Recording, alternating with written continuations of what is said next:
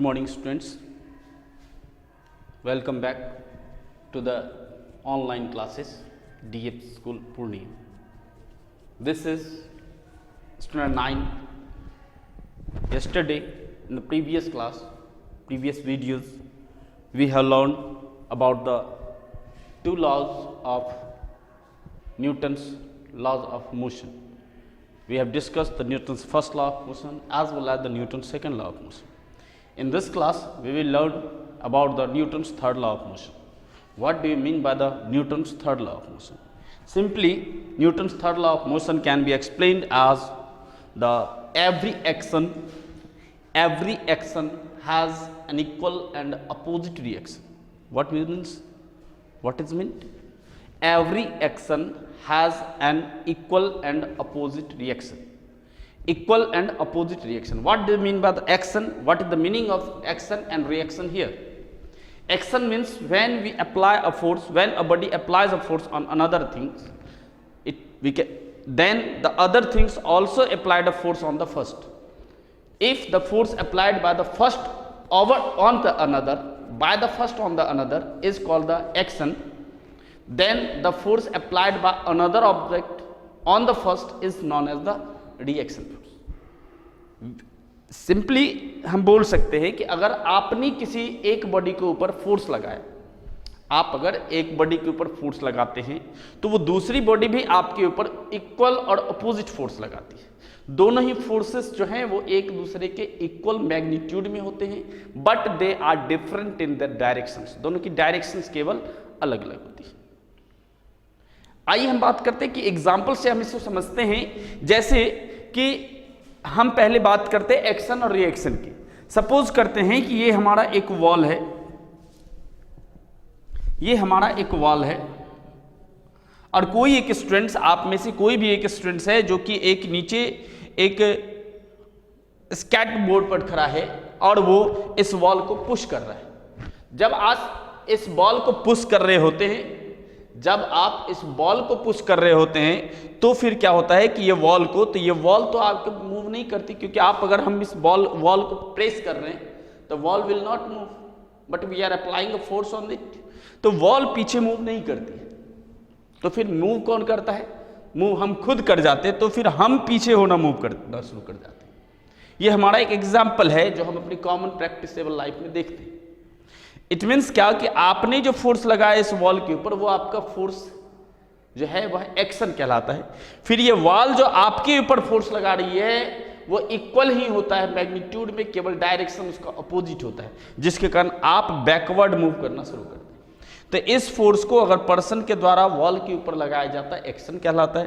तो वॉल के द्वारा जो पर्सन के ऊपर लगाया जाने वाला जो फोर्स है उसे हमसे रिएक्शन बोलते हैं। तो फोर्स दो तरह के हो गए। एक साथ जब भी कोई भी बॉडी के ऊपर आप फोर्स अप्लाइड करते हैं, जब भी कोई भी ऐसे प्रोसेस एक्टिविटीज परफॉर्म किए जाते हैं, तो वहाँ दो तरह के फोर्स परफॉर्म होते हैं। एक फोर्स जहाँ एक्शन कहलाता है, तो दूसरा फोर्स हमारा रिएक्शन कहलाता है। और सबसे खास बात ये हो जाती है कि एक्शन और reaction both are equal in magnitude and opposite in reactions. तो यही वहाँ लिखा हुआ है, every action has equal and opposite reaction. अगर आपने एक्शन किया, दैट मीन्स कि आपने अगर फोर्स अप्लाइड किया, तो जस्ट उसका इक्वल और अपोजिट रिएक्शन भी आपको देखने को मिलेगा। जो वो बॉडी जिसके ऊपर आप फोर्स लगा रहे हैं, वो सेम बॉडी आपके ऊपर भी उतना ही इक्वल और अपोजिट फोर्स लगाया करती है। तो आपके द्वारा लगाए गए फोर्स को अगर आप न्यूटन में किसी पर्टिकुलर मैग्नीट्यूड का मानते हैं, अगर आपने 5 न्यूटन फोर्स लगाया हो वॉल के ऊपर, तो वॉल भी आपको 5 न्यूटन फोर्स से ही फोर्स एक्सर्ट करेगी। डिफरेंस ये है, आप अगर फॉरवर्ड मूव कर रहे हैं आप अपने वॉल को, तो वॉल आपको वॉल के फोर्स के कारण आप बैकवर्ड मूव करेंगे, because action and reaction are opposite in direction. Is it clear to all? Next, so every action has equal and opposite reaction. This is the example. If we applied a force on the wall, then the wall does not move, but due to the reaction produced by the wall on ourselves, we moves backward. ये तो हमारा action और reaction को समझने की बात हुई। अब आइए दूसरे एग्जांपल्स में हम देखते हैं कि how is action and reaction are equal in magnitude, how the magnitude of the forces are equal coming just. तो इसके लिए हम दो स्प्रिंग बैलेंस कंसीडर करते हैं। This two are the spring balance which are used to measure the forces.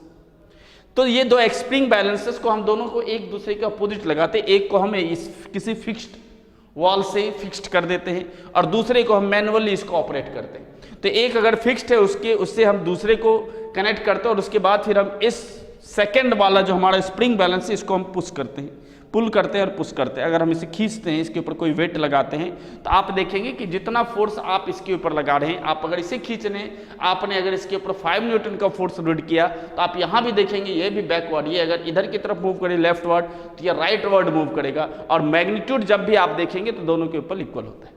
तो ये हमारा एक्सप्लेन करता है कि action and reaction are equal in magnitude but opposite in direction, क्योंकि इसका फोर्स जहां इस साइड लग रहा है, इसकी फोर्स एक दूसरे के अपोजिट डायरेक्शन में। क्लियर?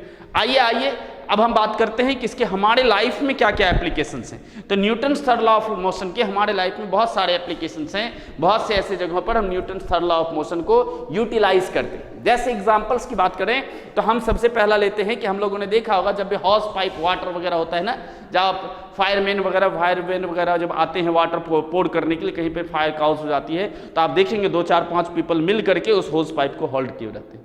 क्या होगा अगर वो होल्ड नहीं करेंगे तो?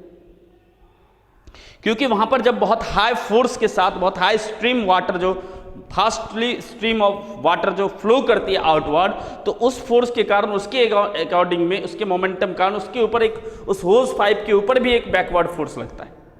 और अगर वो अकेला कोई आदमी रहे तो वो पाइप को लेकर के बैकवर्ड गिर जाएगा। इसलिए वहां पर 3 4 आदमी उसको फर्मली होल्ड किए रहते हैं और तब जाकर के होस पाइप वर्क करता है। अगर आप उसको छोड़ दें तो आप देखेंगे, आप ऐसे भी हमारे घर में मोटर वाला पाइप वगैरह होता है, उसको अगर आप यहाँ पर ला करके उसके बाद यहाँ से पानी डाल रहे, आप यहाँ से छोड़ दिए तो ये पाइप यहाँ नीचे नहीं गिर करके यहाँ आकर के गिरेगी। That means what? अरे भाई यहाँ छोड़ा तो यहाँ ग्रेविटी कारण सीधे नीचे टॉप गिरना चाहिए, टॉप टू बॉटम, बट वहाँ नहीं गिर करके वो पीछे आके गिरता है। पीछे आकर के इसलिए वो गिरता है क्योंकि उसके ऊपर वो वही रिएक्शन फोर्स जो वाटर के बाहर की तरफ मूव करने के लिए जो आप फोर्स लगा रहे थे, उसका रिएक्शन फोर्स उसके ऊपर वर्क करता है, जो उस पाइप को बैकवर्ड मूव करवाता है। तो वो हमारा रिएक्शन फोर्स हुआ। ये फर्स्ट एग्जांपल हमने वही लिखा है एप्लीकेशंस में। When water is poured over by a hose pipe, then the men have to be applied force to hold it firmly, either pipe will move backwards.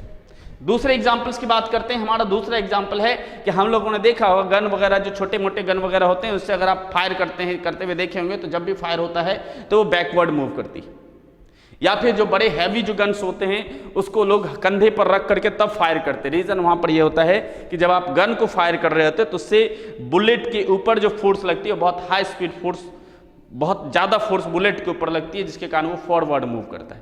और just उसका equal और opposite force उस gun के ऊपर भी लगता है, जिसके कारण वो गन बैकवर्ड मूव करती है। तो जिस फोर्स के साथ यूजुअली अगर हम यहाँ पे एक पर्टिकुलर नेम दिया जाता है कि जब आप गन को फायर करते हैं तो बुलेट तो फॉरवर्ड मूव कर गई, लेकिन उसके रिएक्शन फोर्स के कारण हमारा जो गन होता है वो भी बैकवर्ड जर्क करता है। और उस बैकवर्ड जर्क करने के कारण उसमें जो वेलोसिटी प्रोड्यूस होती है, that is called the recoil velocity. उसे हम लोग रिकॉइल वेलोसिटी के नाम से जानते हैं। सो ये I have written here, when bullet is fired from the fired, then the gun also jerks backward due to reaction force. The velocity of the gun moving backwards is called recoil velocity. Okay, this is the Newton's third law of motion. Just please write this.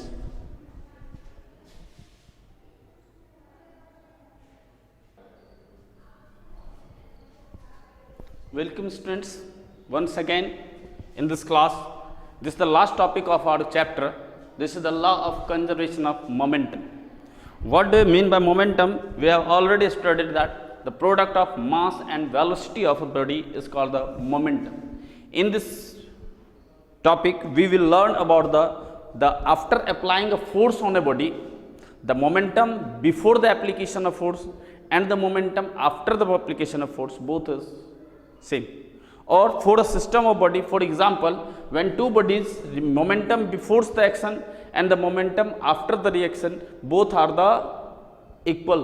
So it means that during an application of force, the momentum of the system of body remains conserved.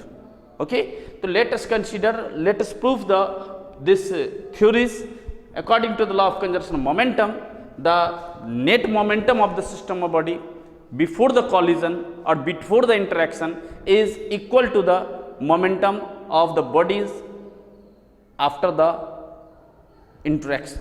Equal. Now let us prove these theories.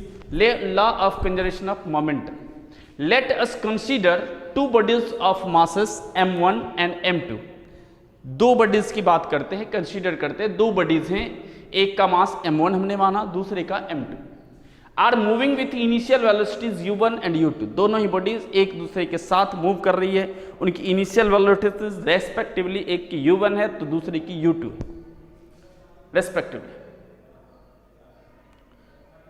Collide each other, दोनों एक दूसरे से collide करते हैं, टकराते हैं. तो obviously जब टकराएंगे तो दोनों एक दूसरे के ऊपर फोर्स अप्लाइड करते हैं, each other and applied forces F1 and F2 respectively. और वो एक दूसरे ऊपर, पहला दूसरे के ऊपर फोर्स लगा रहा है F1, दूसरा पहले के ऊपर फोर्स लगा रहा है F2. ठीक है. आफ्टर कोलिजन, अब दोनों भी जब टकराहट होती है तो दोनों की स्पीड वेलोसिटीज बदल जाती है. After the collision their velocities changes to v1 and v2 respectively. These are the two bodies m1 and of masses m1 and m2. When they collide each other, m1 exerts a force of F1 and m2 exerts a force of F2. After collision, the velocities changes, velocities of m1 changes to v1 and velocities of m2 changes to v2. Now before collision, the initial momentum of the system of body was, momentum of first body will be m1 and u1, and the momentum of second body was m2 plus n2 u2. After that, after collision, final momentum equals m1 v1 plus m2 v2. By the third law of motion, we have learned that F1 and F2 both are equal in magnitude but opposite in direction. So we have written by the third law of motion, F1 equals minus F2. F1 means what? Change in velocities by time. It is the what? By the second law of motion. m1 v1 minus m1 u1 by t equals m2 v2 minus m2 v2 by t. After cancelling both t, we will get the m1 v1 minus m1 u1 equals minus m2 v2 plus m2 u2. After changing the sides of this equation, we will obtain the m1 u1 plus m2 u2 equals m1 v1 plus m2 v2. That means ki call net momentum before the collision is equal to the net momentum after the collision. So we have written, I have written in this box that hence momentum before collision and after collision remains conserved. This proves the law of conservation of momentum, as well as this completes your this chapter. Chapter is force and law of motion. This is the second chapter of your class. So please study it carefully, note all the points and do your work properly. If you have any problem, any queries, then just write to me. And okay, bye. This completes your this chapter. The end. Bye.